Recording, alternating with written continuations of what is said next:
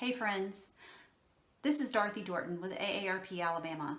Thanks for joining me today. We are doing a series of short videos called Prepare to Care.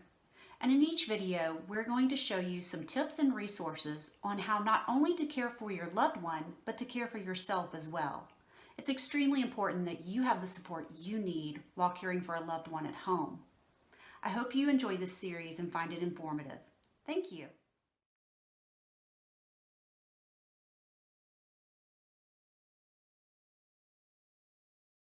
Let's get started. Caring for a family member or close friend is one of the most important roles you'll play. It may start with driving your loved one to get groceries or going to the doctor. As time goes by, you may find yourself taking more time off from work, preparing meals, or handling bills. No matter where you are in the journey of family caregiving, just beginning to anticipate a need, helping to coordinate a big move, or taking care of a family member full time, having a good framework to help guide both you and your loved one will make the process easier.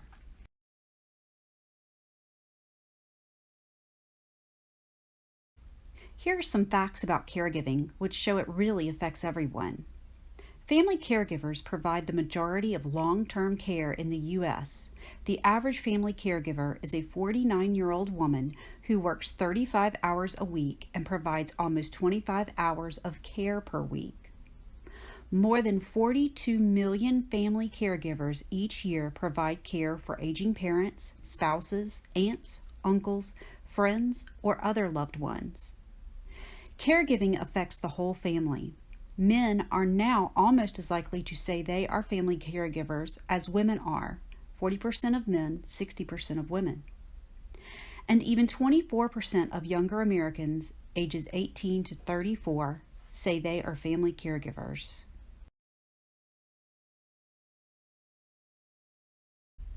In this series of videos, we are going to share practical information to help you care for your loved one while also best caring for yourself. We'll break this down into 5 steps. Start the conversation, form your team, make a plan, find support, care for yourself. In this video, we will discuss starting the conversation.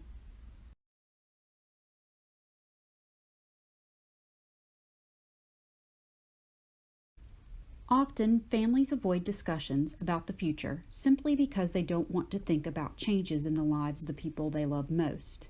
Many people wait until a crisis occurs before they talk about their values and preferences, wishes for health care, or details about their finances. It's never easy to bring up what you think will be an uncomfortable topic. However, a lot of uncertainty can be avoided if you talk with your loved one before a crisis occurs. It is easy to put off these conversations because they can be difficult. Plus, we're busy. But you may be surprised to find out that your loved one has been meaning to have the talk too.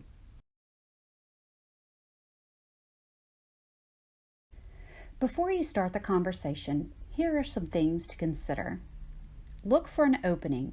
When raising the topic of future care, you might find it helpful to reference an article you just read or something you saw in the news to break the ice.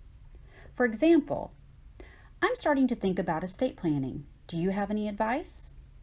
Or, I just read an article about gathering all your important papers. Sometime, can you show me where yours are and what you'd like us to do just in case? Try not to anticipate what your loved one might say or how they will react. Just get the conversation started.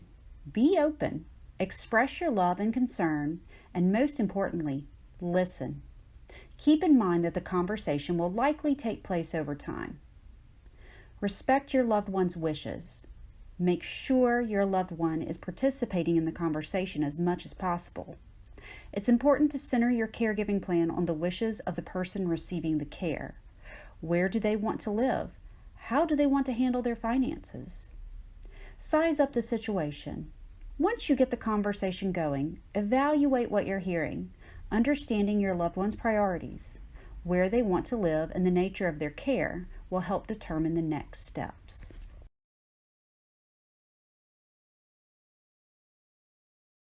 Review finances. Money can be a particularly sensitive subject to talk about. but it is often at the heart of many decisions you'll make with your loved one. You have to consider how you're going to pay for housing, health care, and other expenses like groceries, medication, transportation, etc. Ask your loved one to review their bank accounts, investments, insurance coverage, and other relevant finances, assets, or income that can be used to cover these costs. Find out whether they have long-term care insurance, should they need it.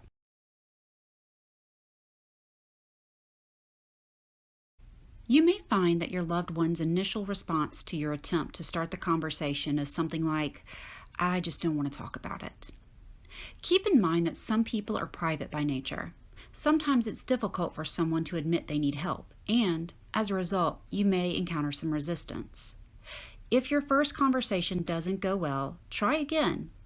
If you're still running into difficulty, try asking a trusted family friend, doctor, or a faith leader to help you share your concerns.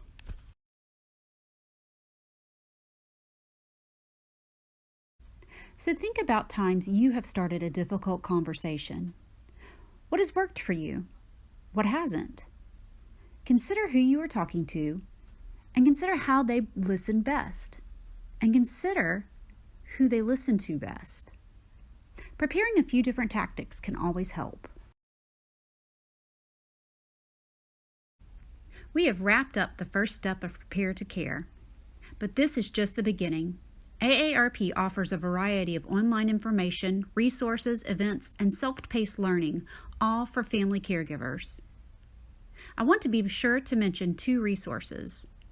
AARP's Caregiving Resource Center, a central hub for all things caregiving at AARP. Read the latest articles, tips, and advice. There's also a toll-free resource line. And most importantly, the Prepare to Care Resource Guide. You can download this guide, and that's where you'll find extremely helpful checklists and forms that will assist you in making your plan. The Prepare to Care Guide has a variety of resources in the back of the booklet.